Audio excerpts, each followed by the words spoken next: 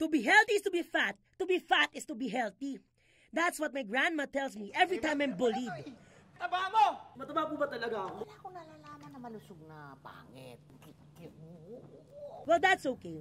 My dad thinks I'm cute anyway. Bakit ka naman nagpapa-apekto sa sinasabi ng ibang tao? It's my overseas worker mom. Mana ka kaya sa amin ng tatay mo? But I have a big problem. Feeling mo naman There are good-looking guys that are making moves on my crush. Teka, ako na una. Mas kailangan ko naman. And there's a big musical play about the life of Andres Bonifacio. Dulang Bonifacio! Support the production of This Is Children. Good na tayo! Action and Handa na ba yung kausapin kami? Mama kayo sa akin. Mag-usap tayo. drama! Itayo ko na kayong makitang lahat. Sugod, mga kapatid! Does it fit? God! Do you think only skinny people have the right to stardom? Lahat ng tao sasang-ayon sa'yo.